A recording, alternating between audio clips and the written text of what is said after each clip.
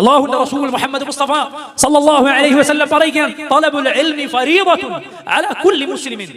ഓരോ മുസ്ലിമിനും നിർബന്ധ ബാധ്യതയാണ് അറിവ് നേടുക എന്ന്. പണക്കാരനെന്നോ പാവപ്പെട്ടവനെന്നോ ചെറിയവരെന്നോ വലിയവരെന്നോ സ്ത്രീകളെന്നോ കുട്ടികളെന്നോ പണിക്കാരനെന്നോ പണക്കാരനെന്നോ രാജാവെന്നോ രാജാവിന് കീഴിലെ ഭരണീയനെന്നോ വ്യത്യാസമില്ലാതെ, ഒരാൾക്കുമിടയിലും വ്യത്യാസമില്ലാതെ ഓരോ മുസ്ലിമിനും പഠിക്കൽ ബാധ്യതയുള്ള വിജ്ഞാനമാണ് എന്താണ് തൗഹീദ് എന്ന്. ഓരോരുത്തരും പഠിച്ചിരിക്കണം. എനിക്കൊന്നും അറിയില്ല, ഞാൻ എന്റെ കച്ചവടം കൊണ്ട് ഇങ്ങനെ ജീവിച്ചു പോയി. ഓരോരുത്തരും വന്ന് ഒന്ന് പ്രസംഗിക്കും, വേറൊരുത്തരും വന്ന് വേറൊന്ന് പ്രസംഗിക്കും. ഒന്നും എനിക്ക് കേൾക്കേണ്ടതില്ല, എനിക്കൊന്നും അറിയേണ്ടതില്ല എന്ന് പറഞ്ഞ് കേൾക്കാ ചെവിയുമായി പോകാൻ നിനക്ക് പാടില്ലെന്ന് റസൂലുള്ളാഹി സ്വല്ലല്ലാഹു അലൈഹി വസല്ലം പറയുകയാണ്. കാരണം ദുനിയാവിന്റെ കാര്യത്തിൽ നീ അലംഭാവം കാണിക്കുകയില്ല.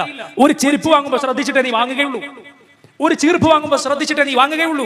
എങ്കിൽ പരലോകത്തേക്കുള്ളതിന്റെ ഏറ്റവും വലിയ മുതൽ മുടക്കായ നിന്റെ വിശ്വാസം, പരലോകത്തേക്കുള്ളതിന്റെ ഏറ്റവും വലിയ മുതൽ മുടക്കായ നിന്റെ വ്യത്യാസം, അത് ഒരു ഡ്യൂപ്ലിക്കേറ്റ് സാധനമാകുന്നത് നീ എങ്ങനെയാണ് തൃപ്തിപ്പെടുക സഹോദര?